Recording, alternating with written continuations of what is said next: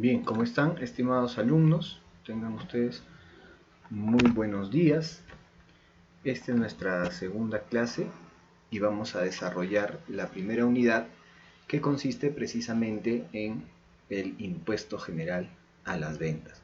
Como habíamos señalado en nuestra primera clase explicando el sílabus, este va a ser el primer tributo que vamos a poder estudiar. El impuesto general a las ventas implica el siguiente contenido. Durante este mes vamos a poder desarrollar la teoría de la imposición al consumo, como ustedes pueden notar en esta diapositiva, el ámbito de aplicación del impuesto o los hechos generadores del mismo, los sujetos del impuesto, aquellos sujetos que están obligados al pago de este impuesto, la tasa o alícuota del impuesto. Vamos a analizar las operaciones inafectas, las operaciones exoneradas, el nacimiento de la obligación tributaria y finalmente el débito fiscal y el crédito fiscal para lograr comprender la liquidación de este importantísimo impuesto, ¿no? Ya sabemos, ya lo habíamos mencionado también, el IGB es el impuesto que más ingresos le permite al Estado peruano.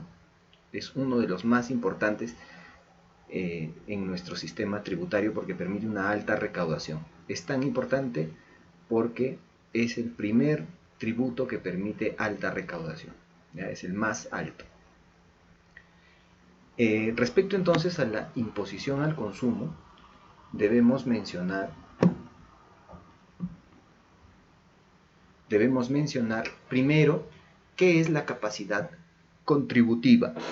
Recordemos que la capacidad contributiva no es otra cosa que la capacidad económica de los sujetos, tanto personas naturales como personas jurídicas, para afrontar la carga de los tributos. Entonces, la capacidad contributiva es una capacidad económica. Y podemos identificar capacidad contributiva a partir de tres manifestaciones, a partir de tres hechos que pueden suscitarse en la realidad de una persona natural o jurídica. Diremos que existe capacidad contributiva, por ejemplo, cuando hay una ganancia obtenida periódicamente por este sujeto, por este futuro contribuyente.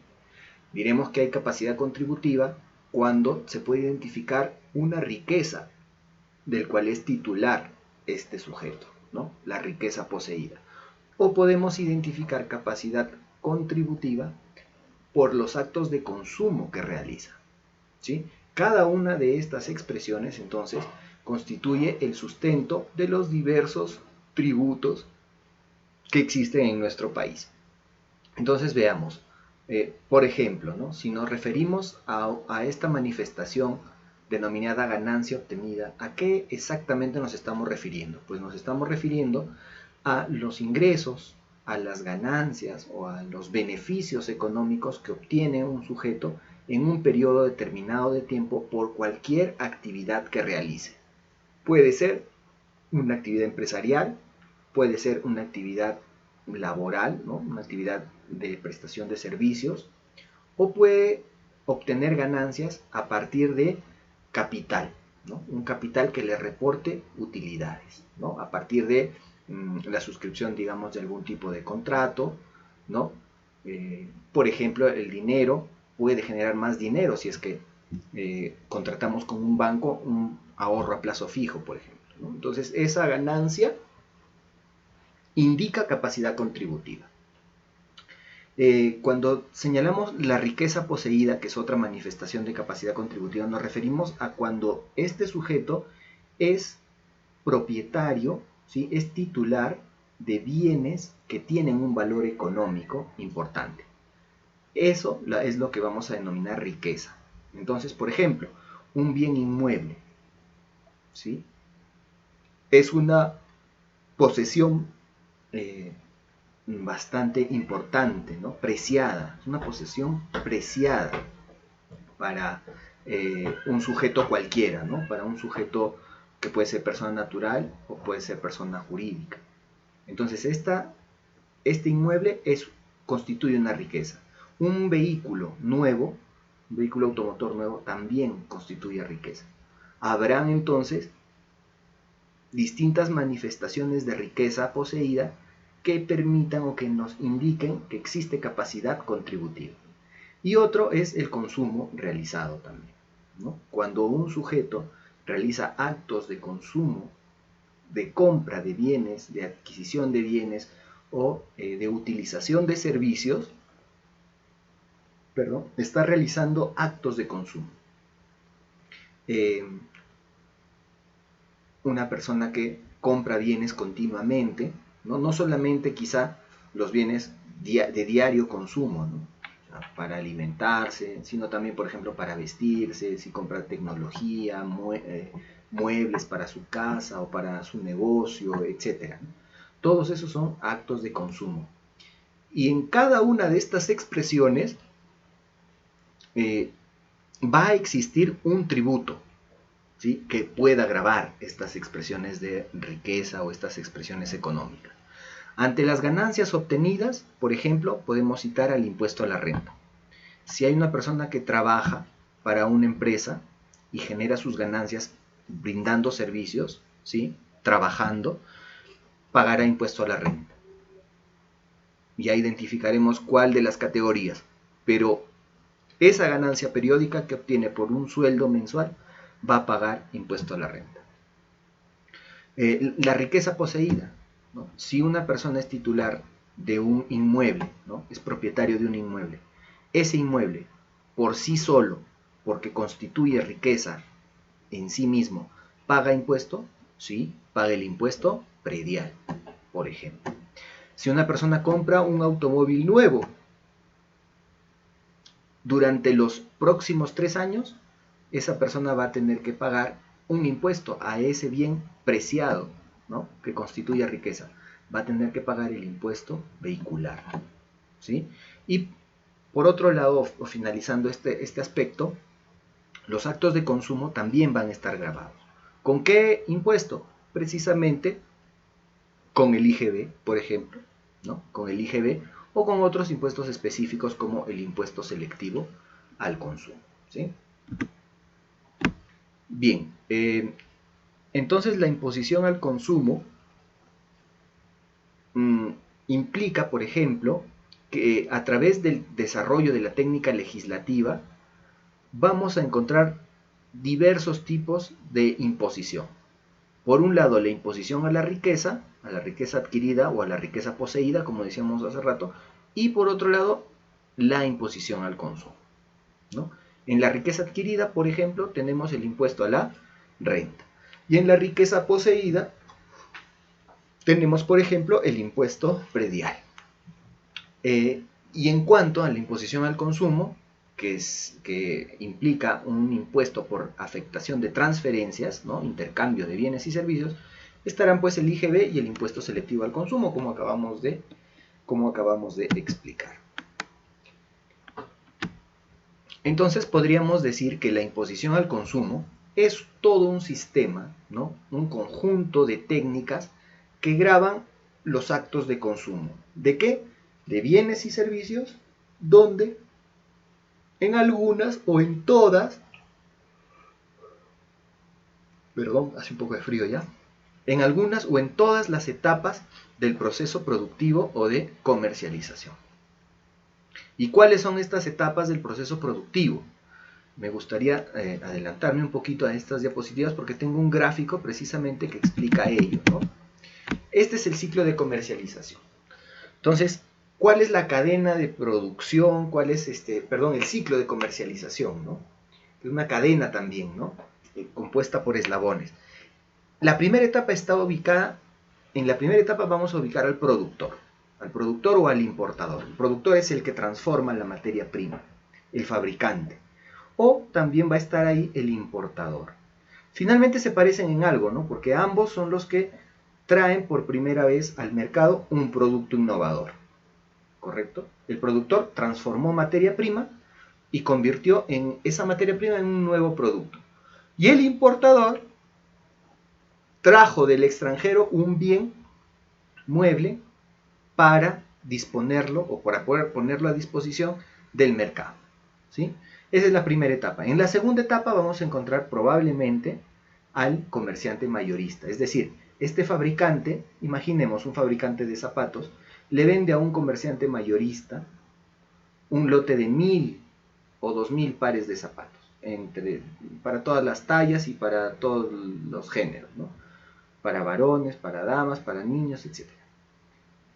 Le vende a un mayorista. Este mayorista, digamos que opera en el norte del Perú, va a ir colocando en distintas tiendas más pequeñas, ¿no? En distintas boutiques. Este distribuidor va a ir colocando el producto en, por ejemplo, una zapatería o una boutique de zapatos, etcétera, ¿no? Una tienda más pequeña. Y precisamente de esto, en este nivel hablamos del comerciante minorista. Y es finalmente ya el comerciante minorista quien en última instancia provee del producto al consumidor final. Otro ejemplo, por ejemplo, ¿no? Otro ejemplo podríamos citar a Bacus, ¿no? Bacus es el que produce gaseosas, cervezas, agua embotellada, etc. ¿Sí?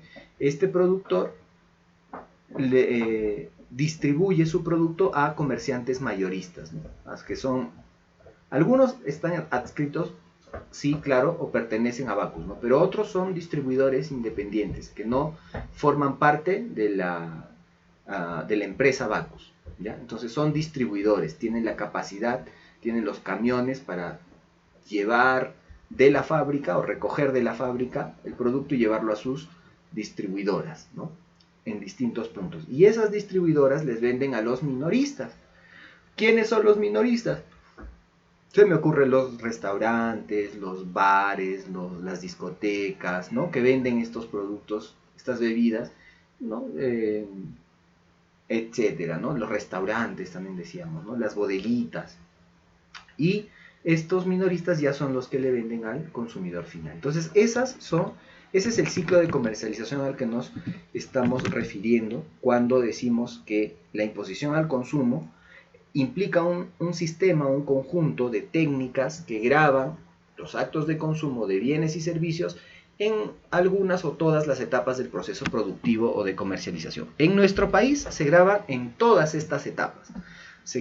Paga IGB tanto el productor como el mayorista, como el minorista y finalmente también el consumidor final. Todos pagan el tributo.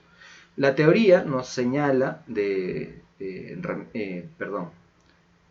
Yuri Salinas, de quien hemos sacado este esquema. Él nos establece que pueden existir otro tipo de impuestos, distinto al IGB, otro tipo de impuestos, o que han existido otro tipo de impuestos, en donde se graban solamente en determinadas etapas del proceso productivo, ¿no? Pero eso en realidad en nuestro país no opera, ¿no? En nuestro país opera el IGB en donde todas las etapas del proceso productivo o de comercialización están siendo afectas al impuesto, a este impuesto al consumo, ¿no? Dentro de la teoría también tenemos que identificar las formas de imposición al consumo. ¿Cuáles son las formas de imposición al consumo? Son la directa y la indirecta, ¿no? En la imposición o en los impuestos directos podemos identificar dos razones importantísimas o dos elementos que nos pueden ayudar a identificar cuando estamos hablando de un impuesto directo. Primero, que se necesita identificar al sujeto que realiza el hecho generador, ¿sí? Y que a su vez va a ser el obligado a pagar el impuesto, ¿sí? Entonces, si vemos algunos impuestos indirectos que no son de consumo de repente, pero que son, perdón, impuestos directos que quizá no son de consumo, pero nos ayudan a graficar o nos ayudan a explicar esta figura, podríamos citar al impuesto a la renta, ¿no? En donde es necesario identificar quién genera la renta, o quién es el beneficiado con la generación de la renta. Y por ejemplo, ¿no? Podríamos decir, una persona que es un escritor y recibe regalías, ¿no? Por los libros que una editorial ha contratado, ¿no? para reproducir. Digamos, Mario Vargas Llosa. Entonces, Vargas Llosa contrató con una editorial, digamos, Alfaguara, para que reproduzca 1 millón de los ejemplares de su último libro. Entonces,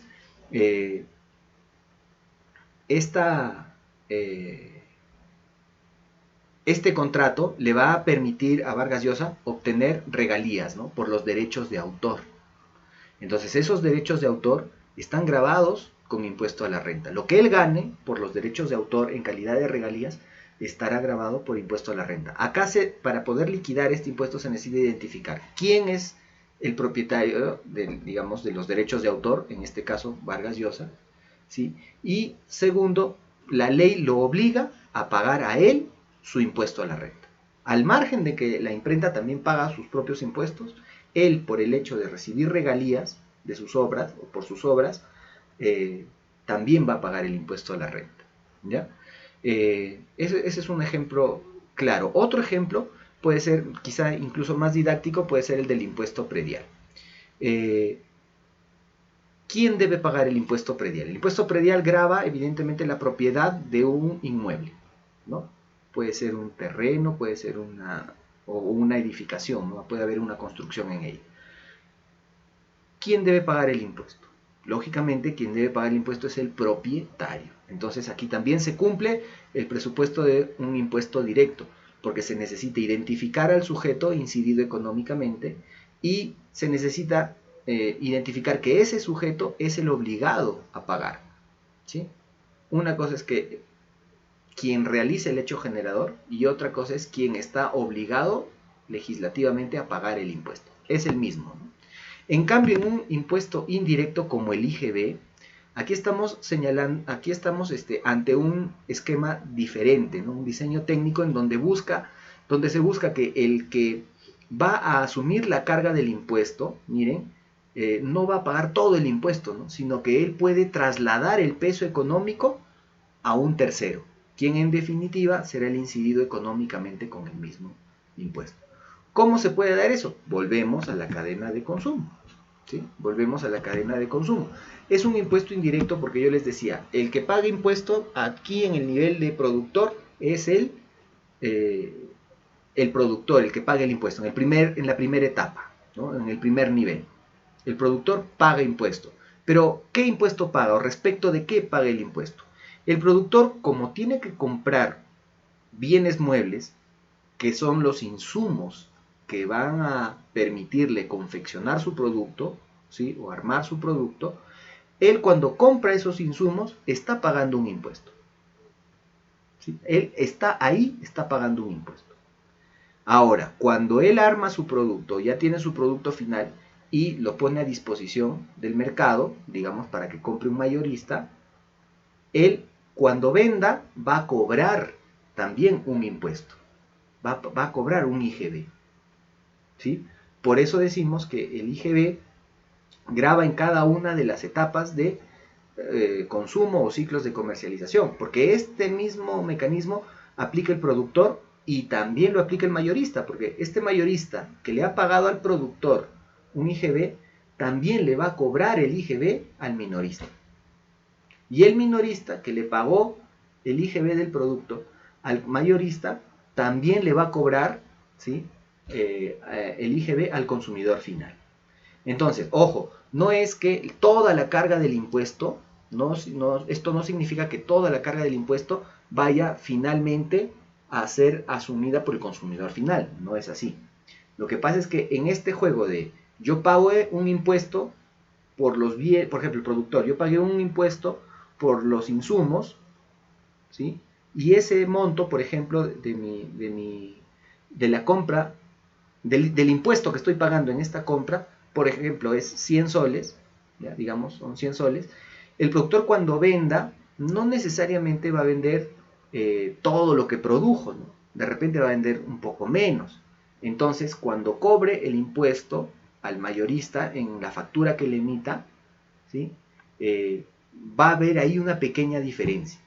Esa pequeña diferencia es lo que financieramente se conoce como el valor agregado, ¿ya? Y el IGB precisamente es un impuesto diseñado con esa técnica, con la técnica del valor agregado. Entonces, cuando hay ese juego de que yo pago por un impuesto y cobro, ¿no?, otro impuesto, y yo voy y declaro a la SUNAT, porque aquí todos están obligados a declarar a la SUNAT menos el consumidor final, Y cuando declaran el impuesto dicen, mira, este es el IGB que yo he pagado y ojo, aquí está el IGB que yo he cobrado de todas mis ventas. Hacemos una resta y esa diferencia que constituye o que se origina del valor agregado, yo pago como impuesto. Y eso hace el productor, eso hace el mayorista y eso hace el minorista, ¿no? Finalmente ya el consumidor, ¿no? El consumidor final termina pagando, es verdad, el impuesto y él ya no se lo traslada a otro, ¿no? Simplemente él consume ya el bien, es decir, utiliza el bien, ya no lo va a transferir, ¿no? Ahí termina el ciclo de comercialización.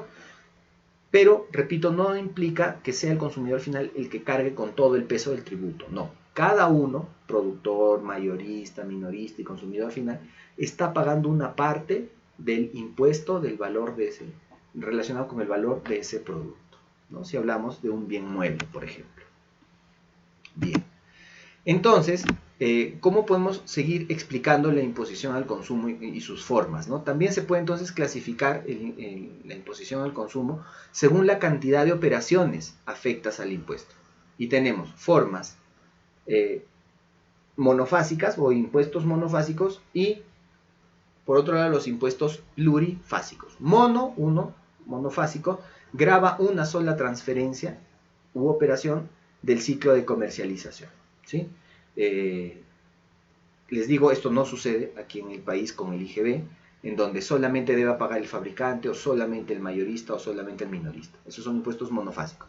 El IGB es un impuesto plurifásico, en donde sí se graban dos o más operaciones o transferencias del ciclo de comercialización. En el país, en todos los ciclos de comercialización, se va a pagar el impuesto al momento de adquirir el bien, ¿sí? Y el obligado legal a declarar el impuesto es precisamente el que está dentro de la cadena de consumo como agente económico, productor, mayorista o minorista. El consumidor final, no. El consumidor final compra, paga el impuesto, pero ya quien se encarga de declarar ese impuesto pagado es probablemente el consumidor, el comerciante minorista, ¿no? El que ha tenido contacto con el consumidor final, ¿no? Quien le ha vendido al consumidor final. Entonces, así los impuestos plurifásicos también se pueden diferenciar en impuestos acumulativos y en impuestos no acumulativos. Como les venía señalando, en el IGB son no acumulativos porque como hay este juego de yo pago impuesto cuando compro mis insumos y cobro impuesto cuando vendo mis productos, ¿sí? Vamos a ver que ese margen permite que no se acumule tanto el monto del impuesto y también permite distribuir la carga del impuesto en todos los niveles, ¿no? Tanto en el productor como en el mayorista, como en el minorista y en el mismo consumidor final incluso, ¿no? A diferencia de otras técnicas de impuestos plurifásicos que sí son acumulativos, ¿no? En donde el primero puede trasladar el peso económico del tributo, pero no una parte, ¿no? Sino que traslada todo el peso al siguiente, que por ejemplo sería el mayorista, y luego el mayorista al minorista, y finalmente el minorista al consumidor, que es el último que sí termina por pagar toda la cantidad del tributo correspondiente al valor de ese bien. Eso no sucede con el IGB peruano, ¿no? El IGB peruano es no acumulativo. Y lo explicamos aquí.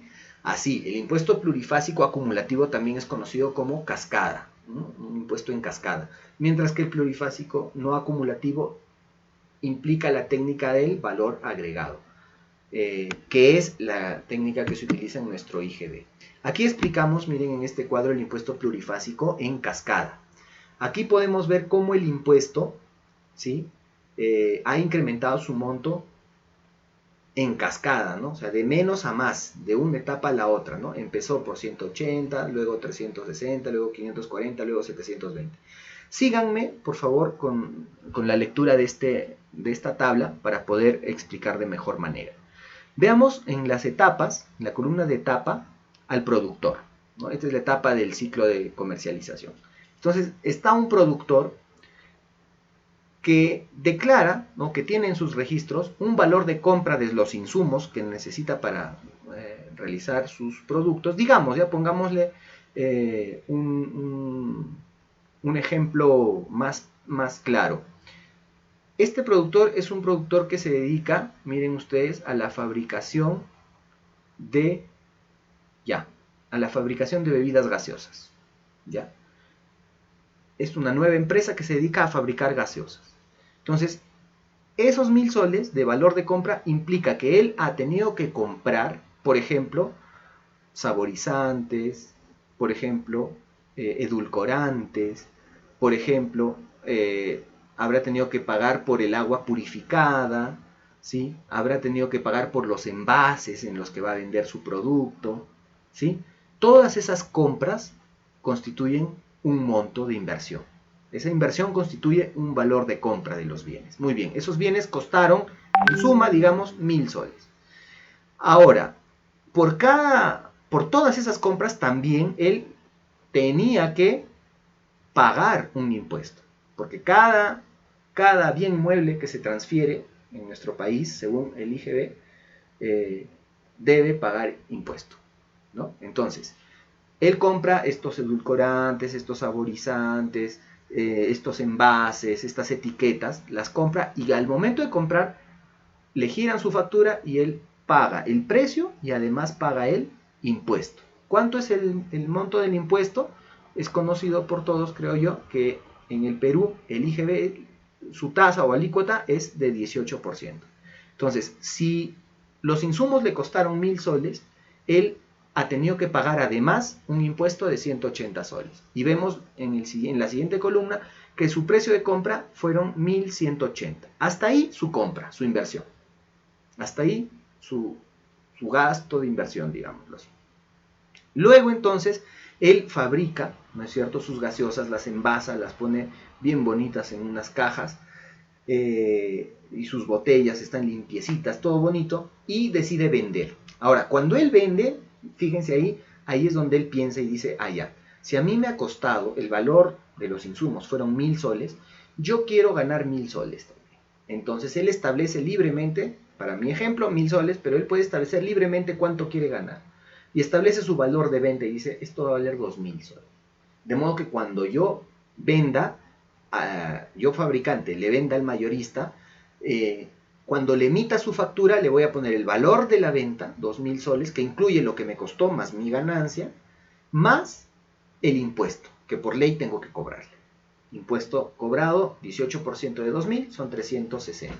De pronto, entonces, el precio de venta al mayorista va a ser 2.360. Este mayorista, vamos ahora nuevamente al siguiente renglón, abajo, en la siguiente fila.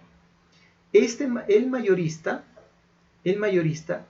ha comprado, según la factura que le ha emitido el productor, ha comprado las gaseosas por un total o por un precio, de un valor del bien de 2.000 soles, ha pagado 360, que es el 18% de los 2.000, en total su precio de compra ha sido 2.360, y cuando el mayorista dice, ya muy bien, yo voy a vender todo este lote de gaseosas, pero también yo quiero establecer mi precio, mi margen de ganancia.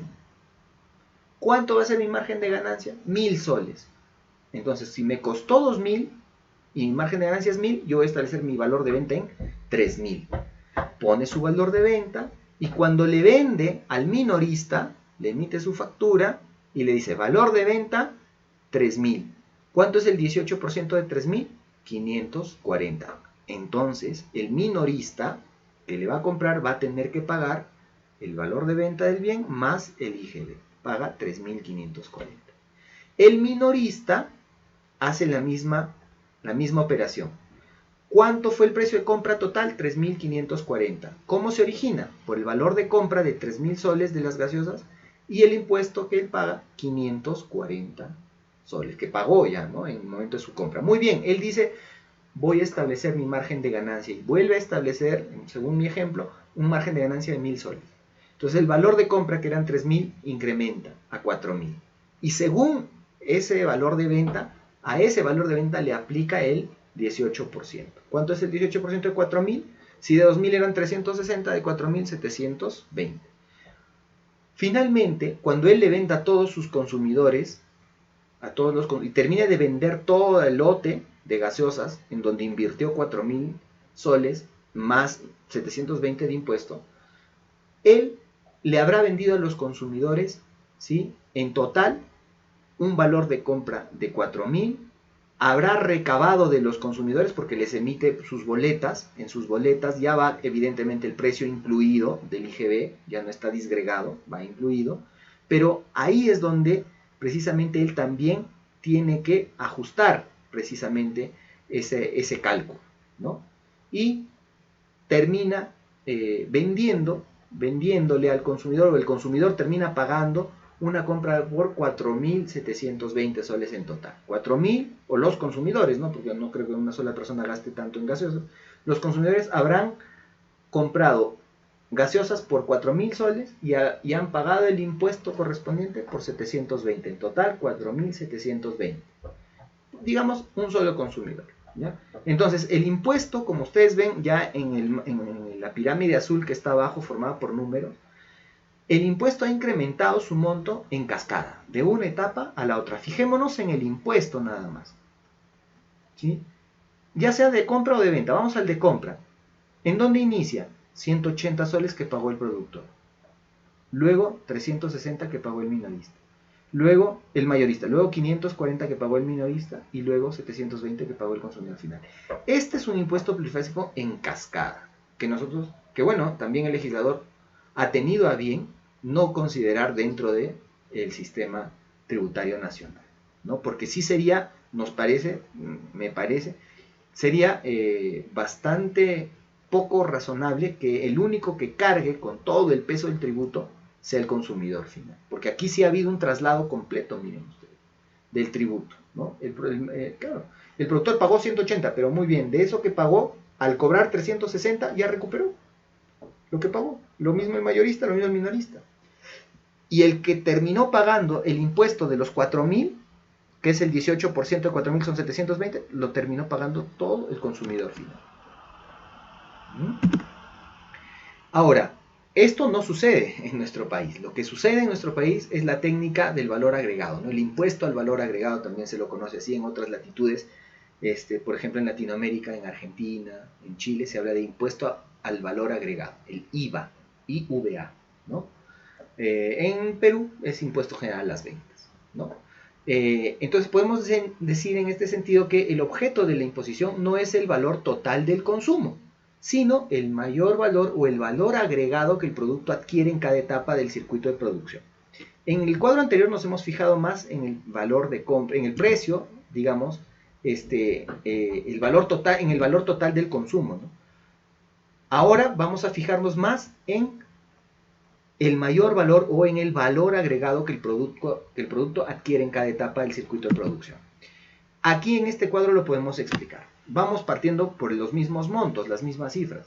Acá tenemos a un productor, esto es lo que sucede con el IGB, ¿no?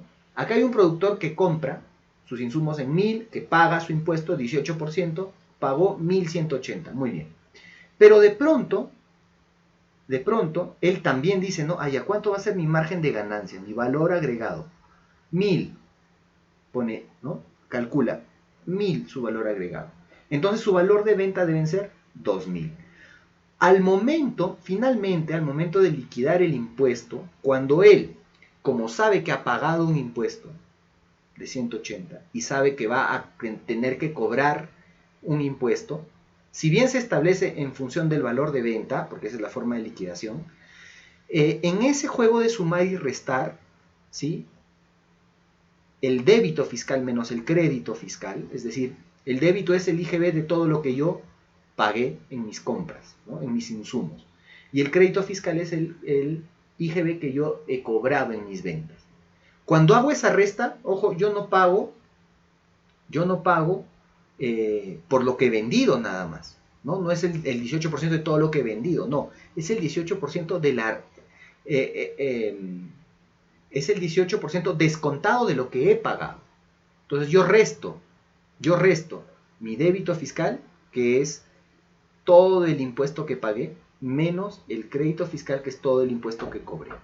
Y esa resta es donde se va a ubicar precisamente en esa columna resaltada en medio, que se llama valor agregado. ¿ya?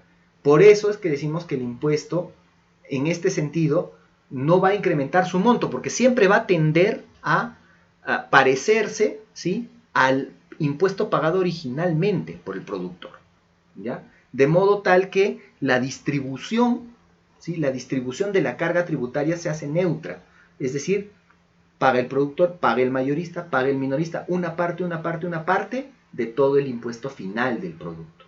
¿Por qué? Miren, el valor último de venta también es 4.000 soles, pero, y evidentemente su impuesto es, el 18% es 720, pero los 720 ya no los paga solo el consumidor, ¿no?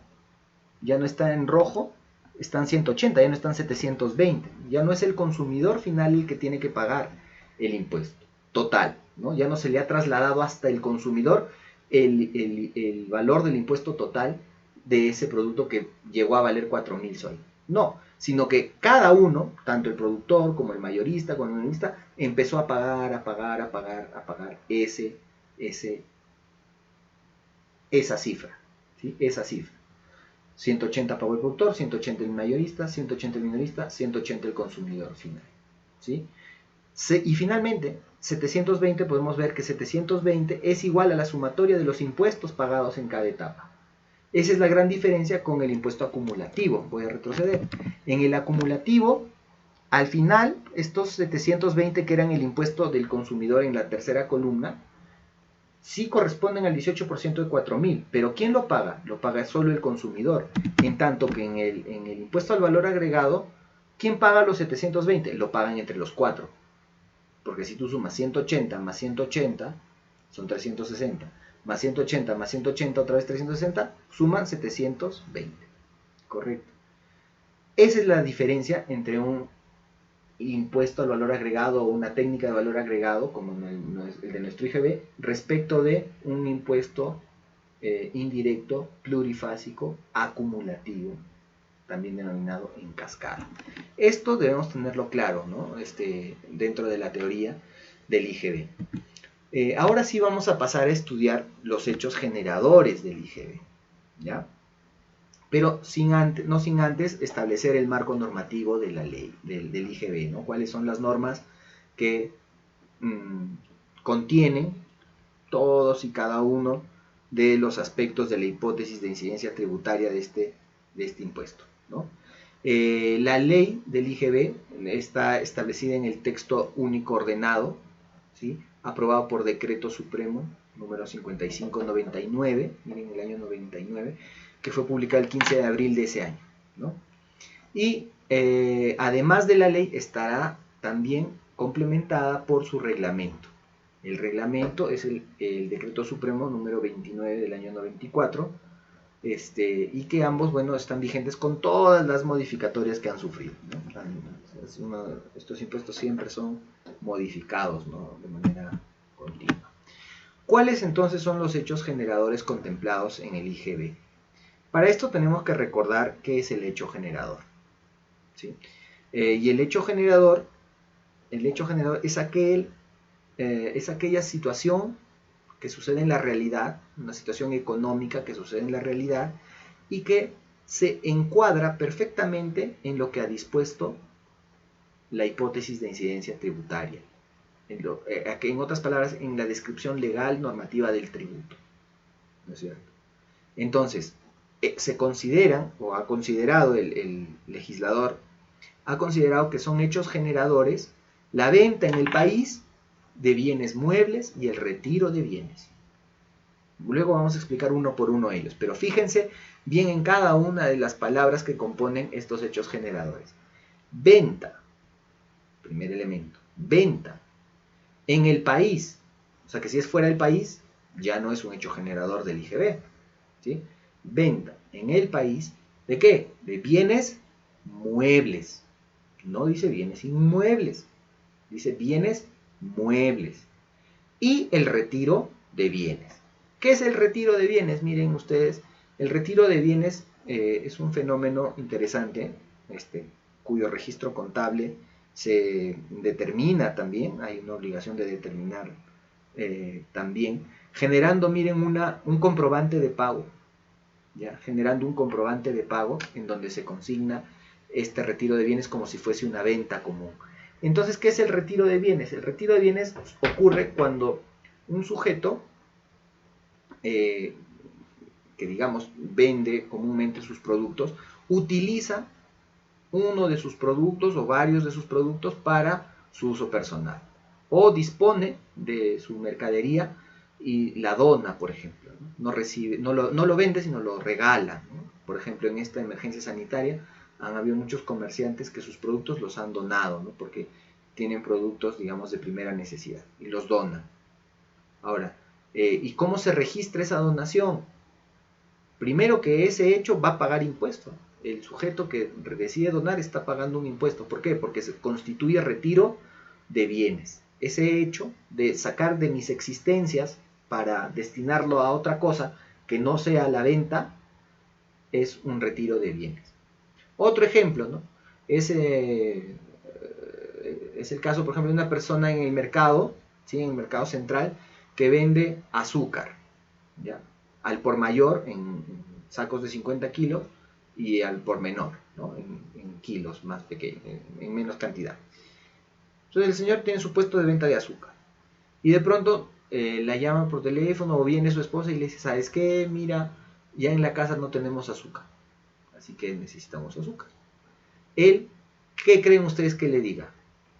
¿Sabes qué? Toma aquí tiene 150 soles, anda a comprarle al vecino del frente que también vende azúcar. No, él va a decir, ah, ya, mira, acá hay un costal de azúcar, hay que llevarlo a la casa. Eso es retiro de bienes. Y el retiro de bienes está grabado con IGB. ¿Y por qué, profesor, se graba el retiro de bienes? Claro, se va a considerar, primero, porque hay una necesidad contable. ¿Cómo justifico yo que ya no tengo 100 bolsas de azúcar, sino que tengo 99? Y en mis ventas, en mi registro de ventas, no aparece esa venta. Aparece que vino mi esposa y se llevó. Entonces yo no voy a consignar eso, ¿no? Así en mis registros, ¿no? Sino que debo señalar que se trata de un retiro de bienes y emitir además el comprobante de pago, emitir una boleta en este caso, que ha habido un retiro de bienes. Y pagaré pues el impuesto. ¿Por qué? Porque eso va a ser considerado como crédito fiscal. ¿Sí? Como crédito fiscal. Bien.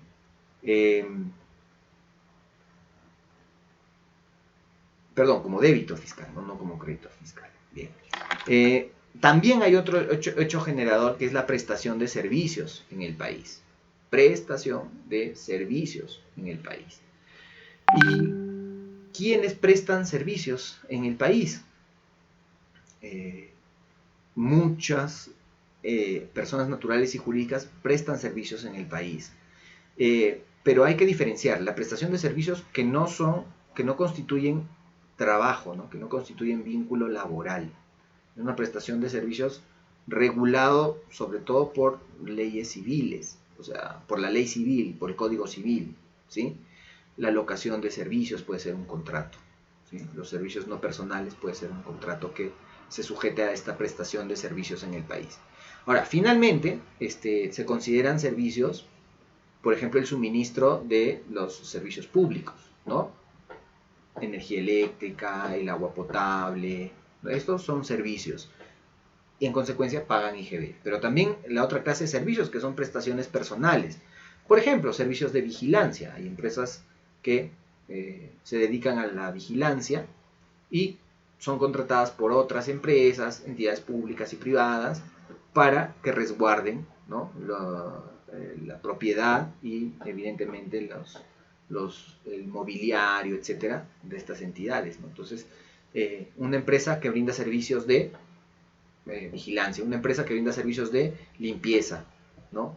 Otra, o una persona que brinda servicios natural, también puede ser una persona natural, que brinda servicios de hotelería, ¿no? Restaurante. Todos estos son servicios que están grabados con el IGB, ¿no? Entonces, cuando íbamos, ¿no?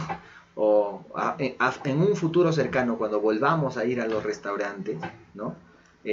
Nosotros vamos a pagar por el servicio que nos brindan, ¿no? No pagamos necesariamente solamente por el bien que nos vamos a comer, ¿no? Sino por el servicio. tener una mesa, un local adecuado, que nos gusta, que es acogedor, donde nos sentimos a gusto, donde se come rico, etcétera, ¿no? Es una prestación, es todo un servicio esa prestación. Bien, también está grabada entonces la prestación de servicios en el país, otro detalle importante, prestación de servicios que se dan aquí en el país. ¿Y quién paga el IGB? De la prestación de servicios. El que presta los servicios para el IGB. O bueno, en todo caso, él es el que recauda del consumidor final y tiene la obligación de liquidar o de presentar la declaración jurada del IGB. ¿Ya? Y por otro lado, también la utilización o uso en nuestro país de los servicios prestados por no domiciliados. ¿Quiénes son los no domiciliados? Los que no tienen domicilio fiscal en el Perú. ¿Sí? No está domiciliado, no tiene domicilio fiscal en el Perú. Puede ser extranjero o puede ser nacional. Hay gente que ha ido a vivir a otros países y ya no tiene domicilio en el Perú.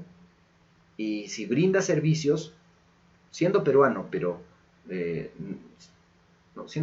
ya radicando en el extranjero, es más difícil que tenga domicilio fiscal en el Perú. Entonces él, sin embargo, no está impedido de prestar servicios. Él puede prestar servicios en el país. Ahora, quien paga el impuesto ya no es el que presta el servicio, sino el que utiliza el servicio. Entonces está grabada la utilización de servicios prestados por no domiciliados siempre y cuando esta utilización de servicios se dé en el país. ¿Ya? Asesorías, por ejemplo, ¿no? Es un tema bastante común, ¿no? Que se contrata a alguien que no es domiciliado, quizá un extranjero, para que brinde sus servicios, ¿no? Otro hecho generador es el contrato de construcción, o constituyen los contratos de construcción.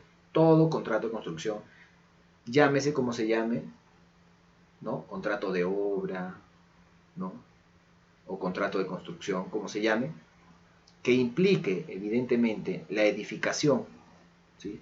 La edificación de una obra de ingeniería, llamémoslo así, dentro del territorio nacional, aun cuando el contrato se celebre en el extranjero, lo que prima es dónde está ubicada la edificación. Entonces pagará IGB. También, por otro lado, otro hecho generador es la primera venta del bien, del inmueble que realiza el constructor. Miren, es el único caso en que un inmueble paga IGB. ¿Ya? O sea, la venta de un inmueble, porque el contrato de construcción también es un inmueble, ¿no? Hay una obra ahí, ¿no? Una estructura, ¿no? Pero digamos de venta, cuando se trata de venta de inmuebles, el único caso en que un inmueble paga IGB es cuando se trata de la primera venta que realiza ¿quién? Que realiza el constructor.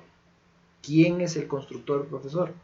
El que agarró, ¿no? Y con los esfuerzos económicos y los ahorros de su vida construyó su casita, ¿él es el constructor? No. Para la ley del IGB, constructor es aquel que se dedica habitualmente a la construcción de bienes raíces, ¿sí? De inmuebles, ¿no? Sean casas o sean edificios de departamentos, se dedica a eso, ese es constructor. Entonces, una empresa constructora que, por ejemplo, ha construido 2 torres de edificios con 60 edificios en cada torre, 60 departamentos, perdón, en cada torre, en cada edificio, cuando realice la primera venta de cada unidad inmobiliaria, o sea, de cada departamento, va a pagar IGB. O sea, paga por cada unidad inmobiliaria.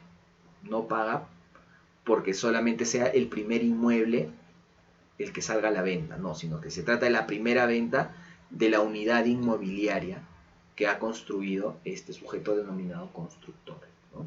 Porque ese es un negocio, se dedica a eso. Entonces, hay capacidad contributiva, hay capacidad económica y la ley ha establecido que este sujeto tiene que pagar IGB en la primera venta. Ahora, ¿cuándo podría ocurrir una segunda venta del inmueble que realice el constructor? ¿No? Porque uno puede decir, ya, el constructor vendió el bien, ahora le pertenece a una persona natural, común y corriente, pero de pronto la persona natural se la vende a un tercero. ¿Esa segunda venta estará grabada? No está grabada, aún siendo la segunda venta real. ¿Por qué? Porque quien vende no es el constructor, quien vende ya es un nuevo un propietario, ¿no? El que le había comprado al constructor, sobre todo por esa razón. Ahora, ¿cuándo entonces puede ocurrir la segunda venta del inmueble que realice el constructor?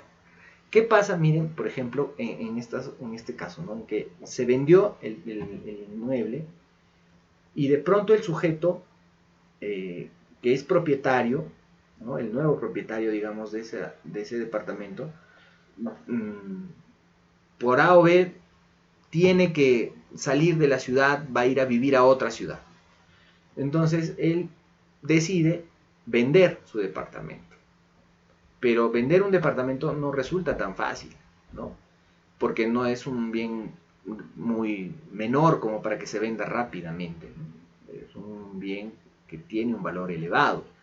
Entonces hace sus anuncios, ¿no? Pone en Facebook, avisa a sus amigos, etcétera, que está vendiendo su departamento y no hay alguien que todavía esté interesado. Le puede demorar, esa es la idea. Entonces, ¿él qué puede hacer? Le podrá vender el bien inmueble al constructor, porque ojo, el constructor se dedica a la venta de bienes raíces y él puede tener interés en comprar el inmueble que ya había sido pagado con tiempo, ¿no? Pero o sea, ya no hay ninguna deuda entre ellos, nada, ¿no? O sea, ya es propietario completo, etcétera. Pero tiene la necesidad de vender. ¿Le puede volver a vender al constructor? Sí, no hay ningún impedimento legal para que suceda eso.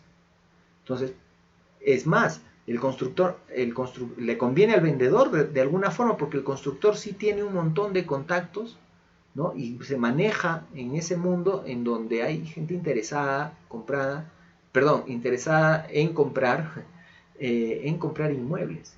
Entonces, de pronto el que construyó vuelve a comprar el inmueble. Ahora, cuando este sujeto venda, ya no va a ser la primera venta, ¿no? Vuelve a vender el bien. Ahí va a ser la segunda venta del inmueble hecha por el constructor. Ese puede ser un caso, ¿no? En que nos encontramos en la segunda venta. ¿Estará grabada la segunda venta? No. Pese a que es el constructor, porque la ley solamente establece que es la primera venta del inmueble, ya no otras ventas. La segunda ya no. Ahora, el último hecho generador al que nos estamos haciendo referencia, o al que estamos haciendo referencia, es la importación de bienes. ¿Y qué es la importación? La importación no solamente implica traer un bien mueble, traer un bien escaso o novedoso, ¿sí? Desde el extranjero, ¿no? Hacia nuestro país, sino que implica sobre todo el ingreso y el registro aduanero que adquiere ese bien con la calidad de importado. Cuando se pagan los derechos aduaneros y se verifican el origen, ¿no? La marca, la calidad, etcétera, porque hay todo un tema con la lucha contra el contrabando y la piratería. Entonces llega un bien, es analizado en la aduana, ¿no? Es analizado y se le otorga ya un registro de bien importado. Ahí estamos hablando de importación. El importador, ¿no? El importador, el que ha pagado al extranjero para que le envíen el producto, él, aparte del pago de los derechos aduaneros, tiene que pagar IGB. Este importador va a pagar IGB. IGB calculado sobre qué? Calculado sobre el valor del bien. Lo que se pagó, lo que se declaró como el valor del bien en las declaraciones aduaneras, ¿ya? Esos son, miren, los 6 hechos generadores. Recapitulando, para que se nos quede fresquito en la mente: la venta en el país de bienes muebles, el retiro de bienes, la prestación de servicios en el país, la utilización en el país de servicios prestados por no domiciliados, los contratos de construcción, la primera venta del inmueble hecha por el constructor, la importación de bienes son los hechos generadores del IGB. Hoy vamos a hablar solamente de de la venta de bienes muebles. Y esto es interesantísimo porque la ley del IGB establece que venta, o sea, no restringe el concepto venta solamente al contrato de compraventa que está establecido en el Código Civil. O sea, para el derecho tributario, para la ley del IGB, venta es, miren, todo acto, lean conmigo, todo acto por el que se transfieren bienes a título oneroso. Todo acto por el que se transfieren bienes a título oneroso, independientemente de cómo se llame el contrato o la negociación que origine esta transferencia. Transferencia, cambio de titularidad, ¿no? Hay un propietario y luego este propietario transfiere el bien al otro propietario. Estamos hablando de bienes muebles, ¿no? Transfiere los bienes muebles a otro propietario. Hay una transferencia de bienes. A título oneroso, claro, porque de por medio hay un pago. De por medio hay un pago. Ahora, dice a título oneroso, no dice un pago dinerario, dice título oneroso. Entonces, por eso es que abre muchas posibilidades. Pueden haber otros contratos diferentes a la compra-venta que implican transferencia de bienes a título oneroso. Un ejemplo, la permuta, el contrato de permuta. En el contrato de permuta se transfieren bienes a título oneroso. ¿Cómo? Este bien preciado, ¿sí? Que requiere un sujeto, para poder adquirirlo, no es que va a pagar dinero por él, sino que va a intercambiar por otro bien que vale lo mismo. Para esto los dos sujetos tienen que estar conscientes, ¿no? Tienen que saber o que han hecho una labor de tasación de que los dos bienes tienen un valor parecido. Entonces hacen un trueque, eso es la permuta, el contrato de permuta, un trueque, ¿no? En donde por ese bien preciado yo te voy a entregar otro bien preciado. ¿Eso implica transferencia de propiedad? Sí. ¿Implica que esa transferencia se ha dado a título oneroso? También, porque ambos bienes tienen valor económico. Tienen valor económico. Si bien no se ha pagado dinero, se ha pagado en especie, ¿no? Se ha pagado en especie. Y tiene un valor económico similar, ¿no? O al menos que justifica la transferencia. Entonces la permuta, que no es un contrato de compra-venta, puede ser venta, siempre que se realice dentro del territorio nacional, como dice la descripción del hecho generador en la ley, ¿no? Entonces, ¿qué otra cosa puede ser venta? He estado analizando y me parece que podría considerarse venta un acto de transferencia bien interesante que se llama la cesión en uso, pero no la cesión en uso temporal, sino la cesión en uso a perpetuidad. La cesión en uso para siempre, hasta que el bien se agote, se extinga, se acabe. Entonces, por ejemplo, una persona puede suscribir un contrato, suscribirlo, o simplemente, cuando se trata de bienes muebles, basta la entrega, la transferencia física del bien, ¿no? La entrega física del bien para que se vaya perfeccionando el contrato. Pero digamos que se acuerda, se pacta una cesión en uso. Te entrego este bien para que lo utilices, ¿sí? Yo sigo siendo el propietario, entre comillas, para que lo utilices. Pero ya no va a ser por un tiempo determinado, sino para siempre. Ahora, a cambio de eso, también yo he recibido una contraprestación. Me has dado dinero, me has dado bienes, no sé, pero he recibido una contraprestación. Porque lo contrario, otorgar una cesión en uso a cambio de nada ya no sería oneroso, ¿no? Entonces, la característica de la cesión en uso que implique o que encaje en el concepto venta del de la ley del IGB es que deba ser a título oneroso y que evidentemente implique una transferencia de bienes. Transferencia, cambio de propiedad. Si bien yo digo que es una cesión de uso, hemos quedado en que esto es una cesión en uso, como esa perpetuidad, ya prácticamente te he entregado el bien hasta que lo extingas, hasta que se extingue el bien, hasta que ya no exista más. Eso puede, evidentemente, considerarse una transferencia de bienes. Y a título oneroso. ¿Ya? Dos ejemplos. Y una diferencia, ¿no? Un ejemplo que, digamos, no es venta, no va a considerarse nunca venta, puede ser la donación. Se entrega, hay una transferencia de propiedad, pero esta es a título gratuito, ya no es a título oneroso. Entonces, si no cumple con los dos requisitos, transferencia de bien a título oneroso, no estaríamos hablando de un bien, no estaríamos hablando de una operación afecta al IGB porque no sería considerada una venta, ¿sí? Entonces, la venta es todo acto a título oneroso que conlleve transmisión de propiedad. Venta, permuta, dación en pago, adjudicación por disolución de sociedades, aportes sociales, adjudicación por remates o cualquier otro acto que conduzca al mismo fin. Esto está establecido, miren, en el artículo 2º, numeral 3 del inciso A del reglamento de la ley del IGB. Transmisión de propiedad. dación en pago. El contrato de dación en pago también, ¿no? Celebramos un contrato en el que tú me entregas un bien y yo no pongo un precio, no es venta. No digo que te voy a cambiar por otro bien, no es permuta. Pero digo, yo te voy a dar en pago a futuro, de acá en un tiempo, puede ser dinero, ¿sí? Podría ser dinero, o podría ser un bien, ¿no? Ahora, digamos, fue dinero, ¿ya? Si decimos que es dinero, podría confundirse con la venta, pero ya, digamos que es dinero. Transcurre el tiempo que habíamos pactado, digamos, un año, y tú vienes a cobrarme. Oye, ya pues, dame el valor del, ¿no?, correspondiente al bien que te he entregado. Y yo te digo, no tengo liquidez en este momento, no tengo dinero. Pero puedo darte en pago y saco, por ejemplo, no sé, otro bien preciado que valga más o menos lo mismo o quizá más.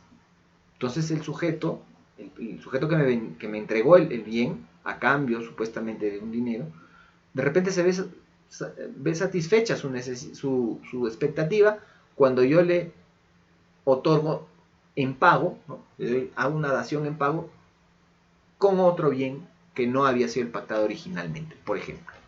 Entonces la dación en pago también va a ser considerada venta, ¿ya? Lo mismo la adjudicación por disolución de sociedades, la adjudicación de bienes, cuando se disuelven las sociedades, cuando fenecen, cuando mueren las empresas, hay una disolución de la sociedad y entonces los bienes muebles que quedan deben ser pues o vendidos o para que se conviertan en dinero y estos terminen pagando obligaciones y al final alguna utilidad, o los bienes pueden ser adjudicados, ¿no? Se transfiere la propiedad a los socios, ¿no? Eso se considera que es una transmisión de propiedad también onerosa, ¿sí? Porque por el valor que tiene, ¿sí? No es un regalo, es oneroso. Los aportes sociales también, los aportes sociales se van a considerar, va a implicar transmisión de la propiedad a título oneroso, ¿sí? Y la adjudicación por remate o cualquier otro acto que conduzca al mismo fin, ¿no? La adjudicación por remate también se va a considerar transferencia a título oneroso. Claro, es una transferencia, se transfiere la propiedad, y es a título oneroso, sí, porque se paga, ¿no?, en un remate público por un bien mueble cualquiera. Uno se inscribe, paga los derechos y además paga el precio del bien. Ese precio constituye, por más que sea adjudicación por remate, constituye una transmisión de propiedad a título oneroso. Bien, entonces miren cómo se amplía en la ley del IGB el concepto de venta. No nos quedamos solo con la venta del Código Civil, ¿no?, o el contrato de compraventa, sino que tenemos que identificar que existe una transferencia de propiedad, una transmisión de la propiedad, y que este acto sea a título oneroso. Con esos dos requisitos sabemos que va a estar grabada y que se va a considerar como venta, ¿sí? Ese hecho económico. Bien, creo que nos podemos quedar aquí. Voy a finalizar y les recomiendo que sigan la publicación de nuestro Classroom, porque ahí voy a dar indicaciones. Voy a colgar estas diapositivas para que ustedes las puedan también por sí mismos repasar, y les ofrezco que para la próxima semana, yo durante este fin de semana voy a trabajar duro para hacer una edición pequeña de la ley del IGB actualizada, la ley y el reglamento actualizados, ¿ya? Ya les explicaba yo que en la página de la SUNAT está completa las dos normas, pero los artículos están con todas sus modificaciones. Entonces ya a veces se hace ocioso, a veces se hace, claro, necesario, ¿no? Porque uno para resolver los casos tiene que saber que, por ejemplo, hace 2 o 3 años hubo una modificación en tal artículo. Para eso está muy bien. Pero para efectos de citar la norma vigente, me parece que ya nos puede hasta confundir el hecho de tener varios textos derogados dentro del mismo artículo. Entonces voy a hacer un trabajo de depuración que les ofrezco dar la próxima clase. Entonces nos quedamos hasta aquí, vamos a cortar la grabación, les agradezco mucho su atención.